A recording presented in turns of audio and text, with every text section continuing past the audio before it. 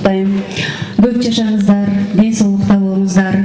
Алыста жүргөн мекендештерибиз сиздердин астыңыздарга келип, ушундай Кыргыздын мурас дөөлөттөрүн тартуулоо биз үчүн чоң сыймык деп эсептейм. Алыста жүрөсүздөр, аман эсен жүрүңүздөр. Ушул жерге келген ой максаттарыңыздар ишке ашсын. Мен ойлойм, ушул сахнада турган, бүгүн алдыңыздарга чыккан адамдар, залда отурган адамдар, бардыгыңыздар бир максат коюп келдиңиздер. Анан ар кимибиздин милдетибиз ушул аркабызда кала турган коомдо, биздин балдарыбыз жашай турган коомго ар кимибиз колубуздан келген жакшы иш аракеттерди жасообуз, татыктуу коомду калтырууубуз аркабызга ар бирибиздин жарандык милдетибиз деп билем. Сиздерди жараткан колдосун, аман эсен болуңуздар.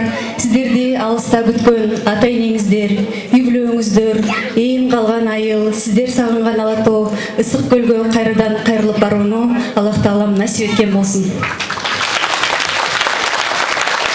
Чоң рахмат, терең ыраазычылык билдирели. Дагы бир рет кол чабыңыздар менен. Кол чабып коюңуздар, кардактуу конуктор. Анда эмесе биз болсо бүгүнкү кечибизди албетте улантабыз. Ойлоп көрсөңүздөр, беш көгүл чачы өрүлгөн, кирпиги кара төгүлгөн кыздары сулуу Кыргыздын. Кол чабуулар болсун.